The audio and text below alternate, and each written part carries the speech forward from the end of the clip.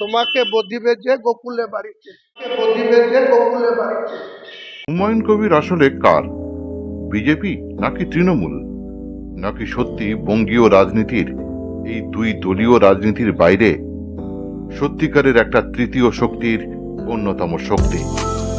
কিন্তু হুমায়ুন কবির এখন যা বলছেন তাতে তো রীতিমতো মনে হচ্ছে তৃণমূল কংগ্রেস আর বিজেপিকে দাঁড়ি পাল্লার দুদিকে চড়িয়ে রীতিমতো নাচানোর চেষ্টা করছেন তিনি, নিজেই নেচে দর বাড়াচ্ছেন।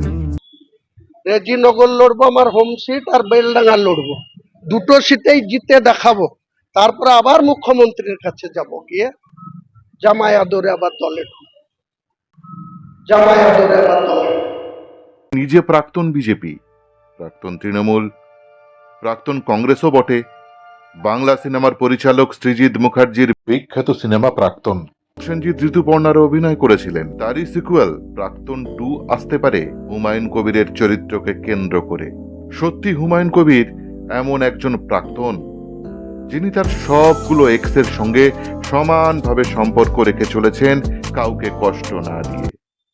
যেদিন জনতা উন্নয়ন পার্টির নামে নতুন দল খুললেন সেদিনই বলেছিলেন বিধানসভা ভোটের পর তৃণমূল তাকে জামাই আদর করে দলে নেবে। লড়বো, একটা না, মুর্শিদাবাদের দুটো সিটে লড়বো। রেজিনগর লড়বো, আমার হোম সিট, আর বেলডাঙ্গা লড়বো, দুটো সিটেই জিতে দেখাবো, তারপরে আবার মুখ্যমন্ত্রীর কাছে যাব, গিয়ে জামাই আদরে আবার দলে ঢুকবো। নিজেকে মুখ্যমন্ত্রীর মুখ বলছেন, আবার বলছেন কিছু সিট পেলেই বিজেপির সঙ্গে সরকার গঠন করতে পারেন। আপনারা জানেন বা না জানেন, জেনে নিন। বিজেপির সঙ্গে নিকা হতে পারে হুমায়ুন কবিরের। নিকা মানে ইসলামী মতে স্ত্রীর সঙ্গে সেপারেশনের পর পুনরায় সংসার করার সম্মতি। বিজেপিতে তো ছিলেনই, শুধু সেপারেশন হয়েছিল, এই যা।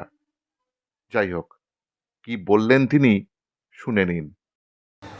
বিজেপি হয়তো দু একটা সিট বাড়িয়ে নিতে পারে, তাদের যা কৌশল, তাদের যা অর্থবল, তাদের যা কৌশল অবলম্বন করে চলছে।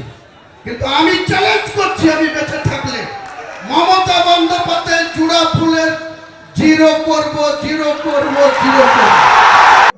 আমি সরকার গড়ার ক্ষেত্রে বিজেপি সমর্থন দিলে নেব,